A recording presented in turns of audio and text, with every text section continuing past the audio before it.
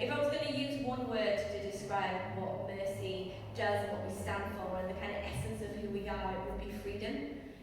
That is the word that kind of echoes throughout our walls. It's freedom. We love freedom. I'm like, when I hear the word, I want to scream it like Braveheart.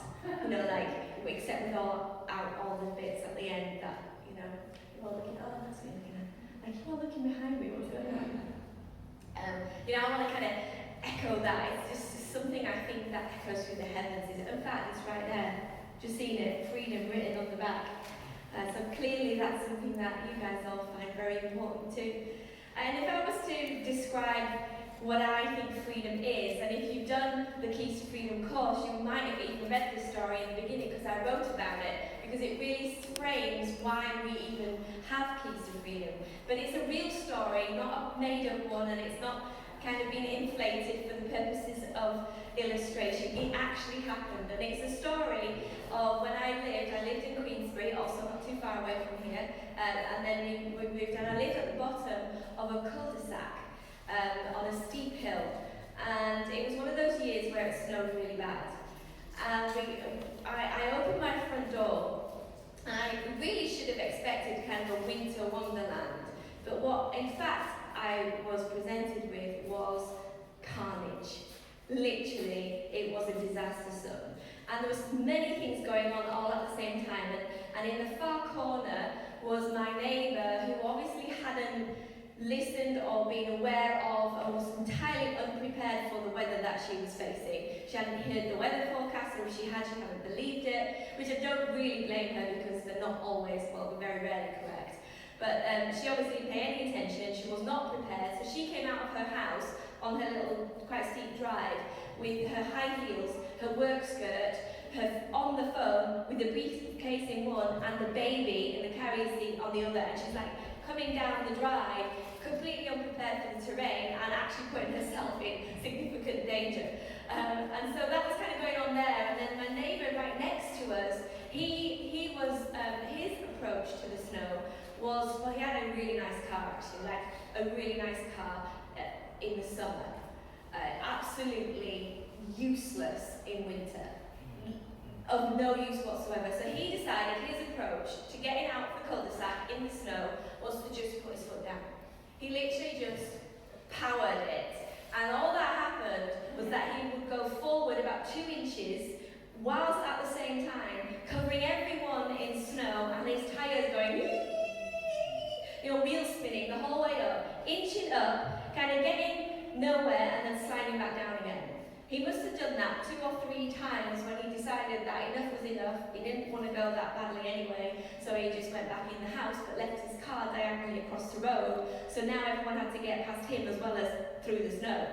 And so that was my neighbour then, and the neighbour next to him, he decided he was just going to go the long way around and just start digging. He just started digging to get to his car, and for all I know he might still be doing that because we haven't seen him for a while. So that was like the things going on, and I kind of looked at it all in a split second and put my snow boots on and left the house and got in my car and turned the engine on, and I pressed a button called W for winter. And something in the car happens.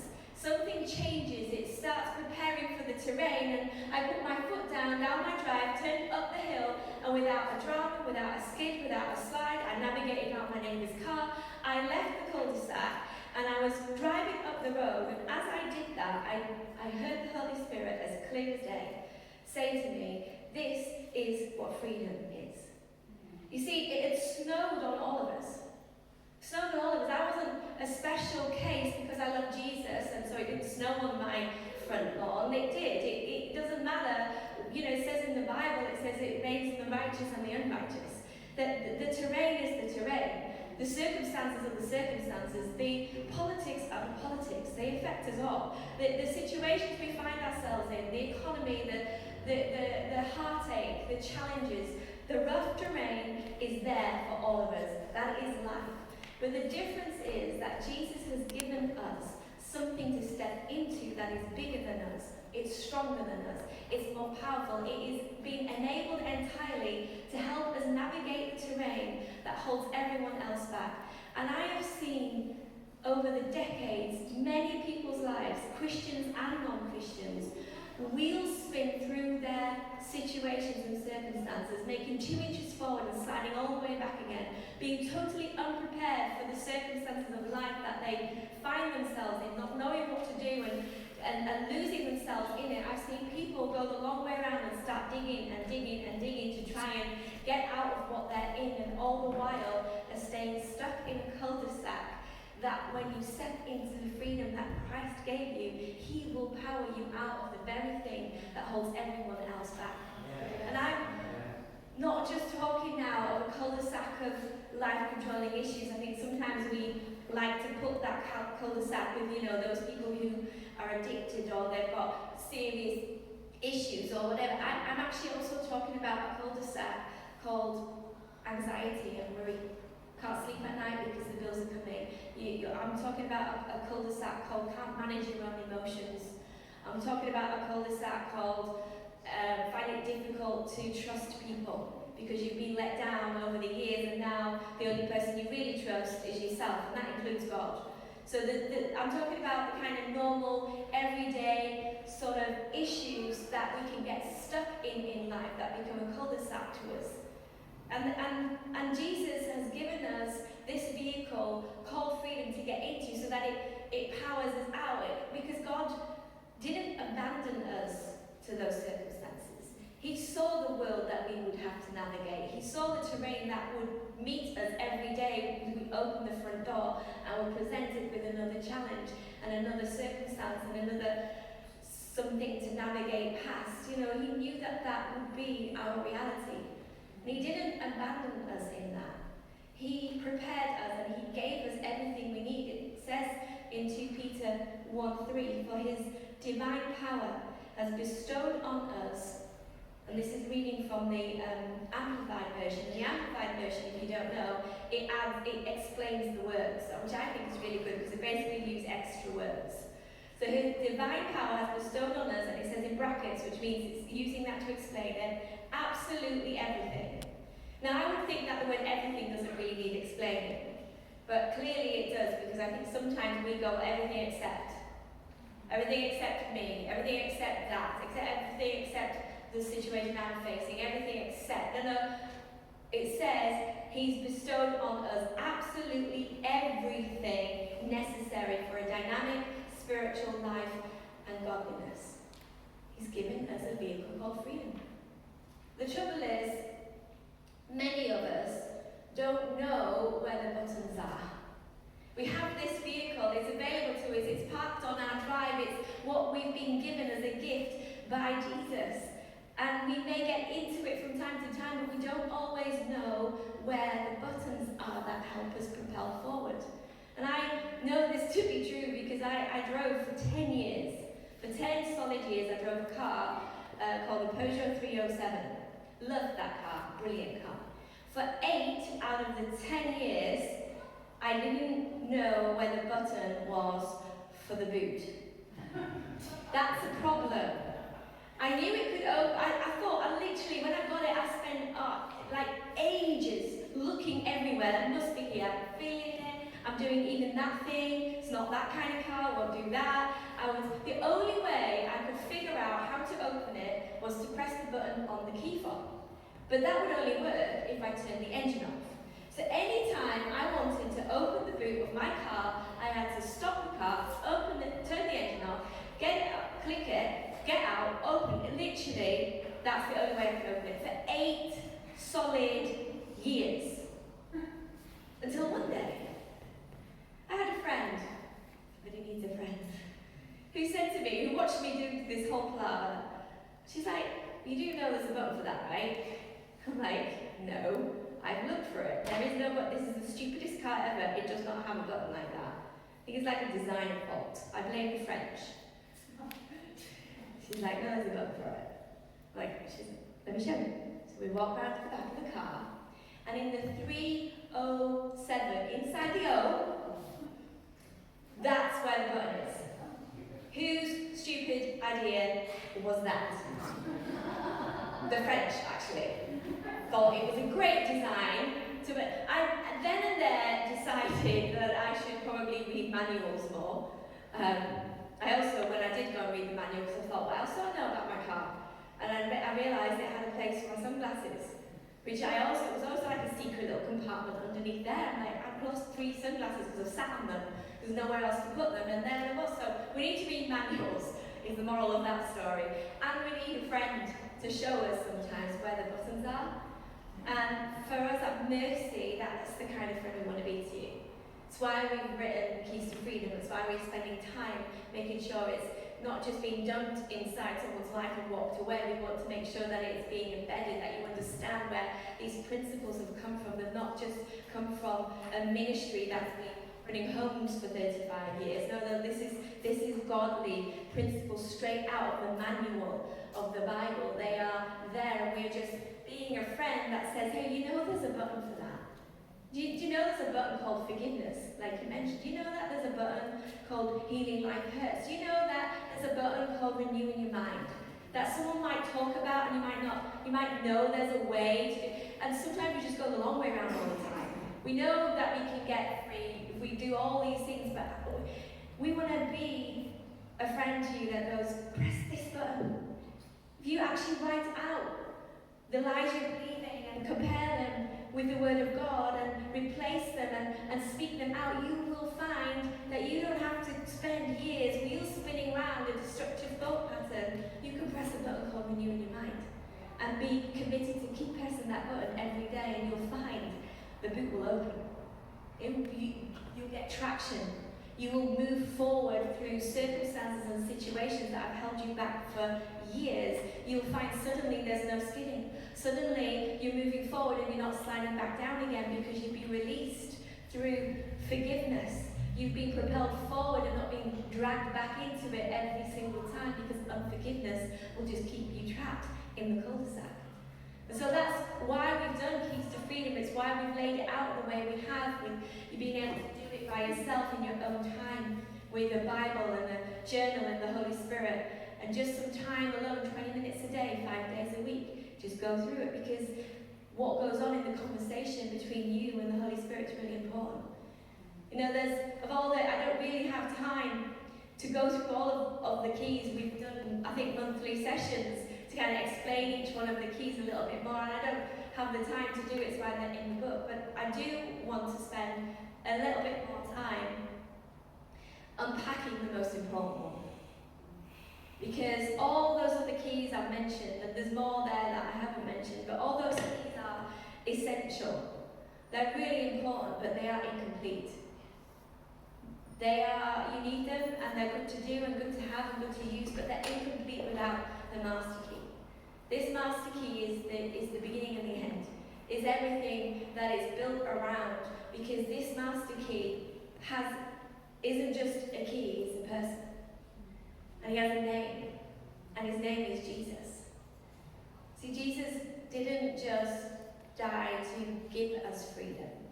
He is our freedom. He is who we step into when we need to get that propelling forward, when we need to get momentum, and we need to get traction in our life. It's Jesus we step into, not just something that he gives us. Because freedom isn't like a destination. It's not like I'm going towards freedom, I'm getting, no. Freedom is the journey. It's the walking alongside with the very essence of freedom, which is Christ. And so building a relationship with him is what the master key is. In 2 Corinthians 3:17, it says, where the Spirit of the Lord is, there is freedom. If you want to have freedom, you need to go to the source of it. And I want to go to a story in the Bible where there's a conversation that happens between this master freedom key, this incredible person called Jesus Christ, and he is having a conversation with his 12 disciples, and he's taken them on a journey, and we're going to look at it in Matthew 16, verse 13 to 18, and it starts with this sentence. Now when Jesus came into the district of Caesarea Philippi, and for decades, I never stopped there. I mean, who stops there? Because all we know so far is that Jesus came into a district of Caesarea Philippi.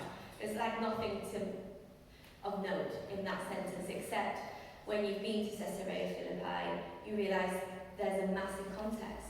And it really does matter, that sentence of where he is. Because when I had the incredible privilege of being able to go to Israel a few years ago now, we were being guided around by a historian.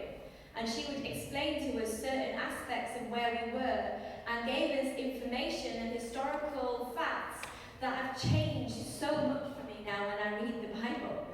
And one of the things she told us, we went to Caesarea Philippi, and she said, and we drove there in a bus, and we got off, and it was in the far north of the country, and she said, Jesus would have had to walk 12 miles out of his way to go here. There's nothing else here. This is it.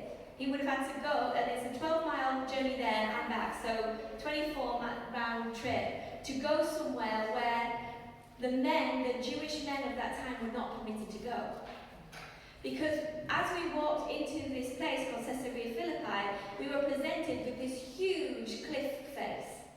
And it was this tall cliff with a huge cave on the left-hand side of it, and then it carved into it were smaller, little caves. And she said to us, this was known as the Rock of the Gods. And in that cave where we stood on what looked like the remains of a building, of a temple, and she said in this cave here, there was at the time a spring that came up from the ground.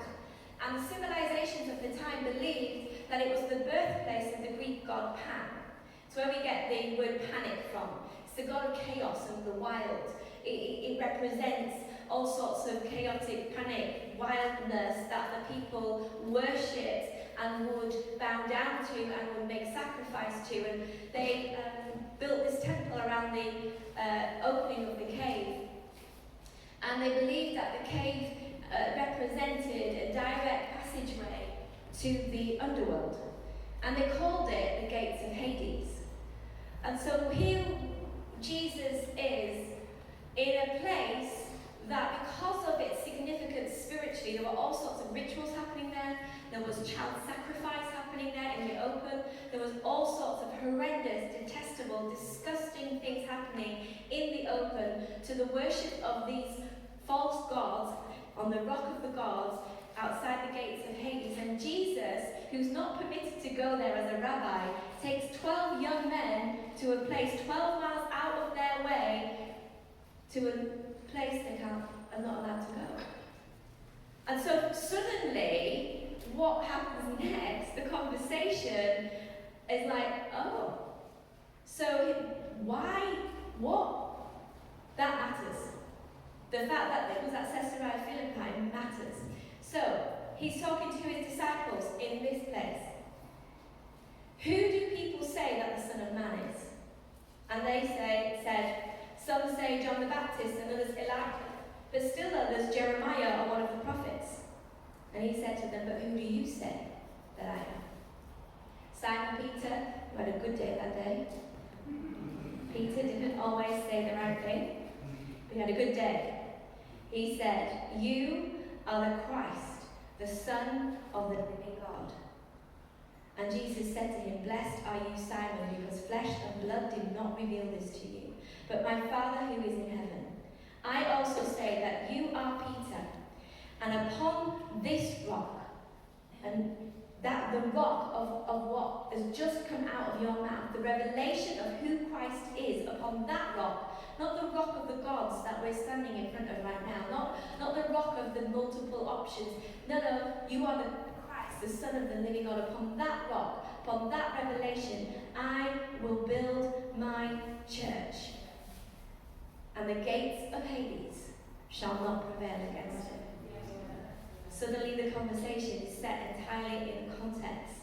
That makes it really, really significant. Who do they say I am, Jesus asked. Do you know that other people's revelation of who Christ is will never power you out of your cul-de-sac? You can listen carefully and faithfully to a message from a preacher about Jesus Christ, but it won't power you out of your cul-de-sac. It's not your freedom. You could come to church every week. It's a really good thing to do. You should do that. But it isn't your freedom. You can go to a home for 6 months for young women with life-controlling issues, but I can tell you now, that is not your freedom. An 8-week workbook called Keys to Freedom isn't your freedom. You can say amen when the preacher tells you to. Amen. Well done. It's not your freedom. It's not your freedom. You can raise your hands in worship, you can sing. All of them are really good things to do, but none of them are your freedom. They're all signposts. They're all invitations to the one who is your freedom. And his name is Jesus Christ. Because freedom isn't a destination. It's a person. And it's in him and through him and with him that we have our being. It's his power that drives us out of the cul-de-sacs that keeps us trapped. I know this. I grew up in church, been in church all my life. My parents were pastors and missionaries, and I did the tea serving, I did the car waving into the car park, I did the put like leaflets out on seats. I did all of that. I even my favourite thing, I even got to operate the projector. And that's totally ages me, because most of you under the age of 35 are looking at me like, what in the world is an OHP? All I can tell you, it's the best thing ever. It gets you through a Sunday morning when you're 7 years old. You can just, well, I was a bit older because I had to read. But yeah, so I had a really, and have had a really good relationship with the body of Christ. I love the church. But if I hadn't developed a relationship with the head, with Jesus, then I would never have been able to power through my adult life. Can't just have a relationship with the church. You can't just have a relationship with the people. It has to be about who do you say that he is. Who do you say that he is? Who is Jesus to you? What is your answer to that question? Did you know, this kind of freaks me out, this thought. Did you know that Jesus will only ever be to you who you say he is? So he is the King of Kings, and the Lord of Lords, and the Prince of Peace, and the Wonderful Counselor. He is sovereign, he is mighty, he is the resurrection, he is the way, the truth, and the life. He is all of those things. He is all of those things and more. There are names for him that we haven't even heard yet. He is all of those things. That is absolute truth. But he is none of those things unless you say he is. He's none of those things to you unless you say he is. Who do you say that he is? Who do you say that he is? You know, we often say that the truth will set you free. It's one of those sayings we say, but, you know, they aren't within context, because it's not actually what Jesus said. He didn't say the truth will set you free. It was part of the conversation, and when we look at the conversation in John 8, he actually says, if you continue in my word, you are truly my disciples. What he's saying is, if you have a relationship with me, if you have a connection with me, if you know who I am to you, if you continue in my word, as in if you believe what I've said, and follow me, I am your disciple, then you will know the truth, and it's that truth that sets you free. So your freedom is in the knowledge of who Christ is. Peter says the same thing. 2 Peter 1:3, we just read the first part of that earlier. He says, for his divine power has bestowed on us absolutely everything necessary for a dynamic spiritual life and godliness. Now there's a comma. And Peter actually writes how we get that. So how do you access this dynamic power? How do you step into a vehicle called freedom? How do you get out of the cul-de-sac that everyone else is stuck in? How do you do it? Peter tells us, through true and personal knowledge of him who called us by his own glory and excellence. Peter says it. How do you get that? How do you get your freedom? How do you get out? You get to know Jesus. Yeah. Who do you say he is? And I love that Peter wrote that. Because Peter was the one who had the revelation. He is the one who's able to say, I know how to get the power that is dynamic and gives you everything you need to live a life of godliness. I know that power because his name is Jesus, and I said he was. You know that Jesus, I think, was so deliberate in choosing that place. Not just for the sake of the disciples, but I think he was audacious in his message he was sending to the powers of darkness. I think in that place, that was a ruling dark authority spiritually there. It had been territory out as darkness. Panic and chaos rule here. And I think the second Jesus turned north and started walking towards it, I wonder whether the enemy forces started to get nervous. He's coming this way. No, he's not. He won't be coming this way.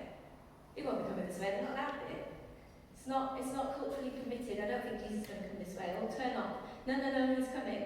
No, he's definitely coming. I think there was a little bit of trepidation when Jesus sets foot over the boundary line and he's taking these 12 young men who have no idea what's going on. And I think all of hell and the gates of Hades held their breath when Jesus says, "And who do you say I am?"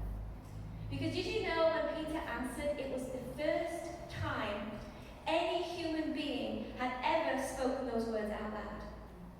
Peter saying, "Well, you are the Son, the Christ, the Son of the living God." I think the second it came out of his mouth, I think all hell broke loose. I think they were screaming. I think there was panic in the altar to panic. I think chaos ensued in the altar to chaos because suddenly truth and light were spoken in a very dark place. And can I tell you something? Who you say Jesus is in your darkest moments changes everything. There are ears that hear it, not just your own. Your own need to hear it too. But that ears that are, it says in the word, our fight is not against flesh and blood, but against powers and principalities. When you speak who he is to you, it shines light in very dark places. And it doesn't matter how chaotic your life feels right now, or how dark it is, or how much struggle there is, or how much snow there is outside of your front door. I can tell you now, when you know who Jesus is, when you step into his power, when you step into his freedom, and you say, he is my rescuer, he is my redeemer, he is my strength and my shield and my fortress, he is the way maker, he is the miracle worker. We sing it, but sometimes we don't believe it.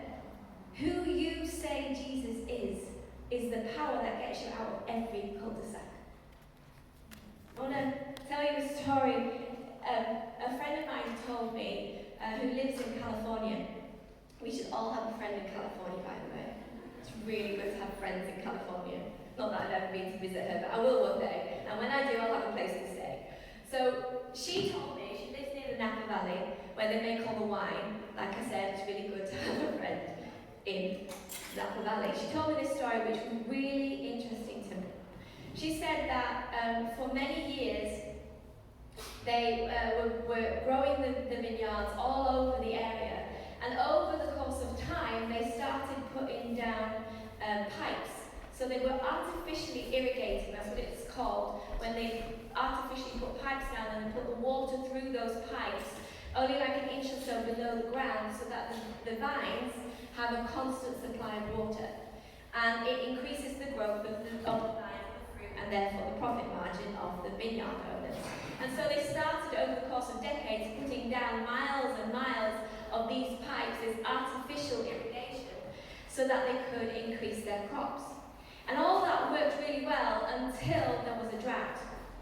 And in the first year the drought hit, it didn't affect too much, but then the drought carried on again, and it carried on another year, and by the third year there was vineyards closing left, right and centre, and they were having to go out of business because they weren't able to put the water through the pipes in order to feed the vines. And she said to me, she said, it became known amongst the local people that there was one vineyard that hadn't suffered at all. And it was an old man who for generations had grown vines, and he had not artificially irrigated his vineyard. He allowed the vines to do what vines are supposed to do, which is to grow their roots down deep enough to find water. And then the second she told me, I'm like, oh my gosh, if only as Christians would do the same. We are so easily artificially irrigated. We just go down an inch, we get the podcast, we get the this, we get the other. Oh, if only we would push past the resistance of the soil around us and find our own water. Because it says here in Jeremiah 17, but blessed is the one who trusts in the Lord, whose confidence is in him. Who do you say he is, basically? They will be like a tree planted by the water that sends out its roots by the stream. It does not fear when heat comes. Its leaves are always green. It has no worries in a year of drought or snow, and never fails to bear fruit. Well, there's two things that happened on that day when the story I told you about the snow. Two things happened after that are really important to point out. The first thing is that when I left my cul-de-sac, when I powered forward and looked in my rearview mirror, I saw them all stop what they were doing and look at me. And I am not kidding you. Every single one of them, by the following winter, had a 4x4. You see, they wanted what just got me out of what had kept them stuck. Because they saw that I had the same snow. It's not like special snow. So she's got the same snow, and she got to where she needs to go. So I'm going to have what she's got to get me out. It is the most powerful witness we can ever be. Not that we show them shiny, happy, perfect Christian smiles, but that we say, no, I have the same snow. I understand the same terrain. I've had the same heartbreak. I've had the same struggles. I've had the same stuff going in my life. But you know something? I got into a vehicle called Jesus, called freedom. And because of him, I was able to navigate around the things that have kept you back. Let me tell you about Jesus. Let me tell you about the freedom that's available, not just to me, but to you and to you and to you. It is the greatest testimony of our lives that we are able to navigate rough terrain in and through his power. Not that we don't have the terrain. Nobody's interested in that. Nobody's interested in, well, that's all good for you, I'm glad you didn't get snow, but I've got snow and I need someone to help me get out of the snow. And you don't know anything about snow. We need to stop pretending we don't know anything about snow. We've seen the hard side of that, every single one of us. And the second we stop pretending and start being real about what we faced and how Jesus has got us through, we will reach people who only just watched from a distance, who've been watching from a distance, and who now want to know, how do I get out of what's kept me trapped for so long? I want to stop wheel spinning. I want to stop making 2 inches forward and falling back. I want to stop digging and digging in my own strength and never getting anywhere. The second thing that happened is that we were on a 24/7 home and the staff needed to get there, and at the time I was the only person who had a vehicle that could get there. I was going to Oxenhope. You know Oxenhope? It's kind of like Queensbury. When it snows there. So I had to get there. And so what I did on the way was I picked up every single staff member that needed to get there. And we need to grow lives, and we need to grow freedom big enough that can open up the door and say, come on, I'll give you a ride for a little while. I'll take you to where you need to be for a little while. I'll take you and carry you and allow my freedom to carry you for a little while until you find your own. Until you have your own. We need to have lives big enough and not do our life as Christians in this tiny little mini that is itself wheel spinning and going through all sorts of rocky patches and elbowing people in the way who are close to us because we're all squished in a tiny life. Jesus came to give us life in full abundance. He came to give us space. There's space in our freedom to be able to say to those around us, and I know you as a church are great at this. You have grown a church, and you are growing a church that opens its doors wide, that says, come and have a ride with us for a little while, let us carry you for a little while, let us introduce you to your freedom, to a man called Jesus, who is your freedom. You are incredible at doing that. It's part of why you have freedom written at the back of your church, because not everybody does have that. And so, you understand the importance of not just having your strength for status. It says that in the Message translation, it says strength is for service and not for status. So if you are one who has that freedom, you are someone who understands what I've been talking about, having your own revelation of Jesus and having been powered out of a cul-de-sac, that is all you need in order to open up your door. But let me show you how. Let me help you. Do you know that the 4x4s are built for rough terrain? They're built, our freedom is built for rough terrain, because the lost and the broken and the hurting are not on the highway and they're not on the school run. They're out there somewhere, and they need people who've got the capabilities to go and fight them. It's a crying shame when a 4x4 gets used to just go shopping. And, or gets, do you know that there's something called spray on mud? It's real. I looked it up on Amazon. It was available just a few years ago, the last time I checked, that you can buy a can of spray on mud to make it look like your 4x4 hasn't been stuck in Kensington all weekend, but has in fact gone out to the countryside. It hasn't just done the school run. Oh, that we would not be those who look like we've got, the whole thing going on, but there's no real, authentic getting out there and seeing people reached. And I know that is not who you are as a church, and I admire that and honour that in you. But I just want to close, I guess, in pulling together some of the themes of Keys to Freedom. That it's not just let me do a workbook, let me go through 8 weeks, and that's not what this is about. This is about raising everybody's level into a new understanding, revelation of who Christ is to us. Even if we've known him for 50 years, there's new levels in him that we can constantly walk with him, build our relationship with him, and keep saying out loud who he is to us. I wonder if we can stand together. I have no idea what time it is.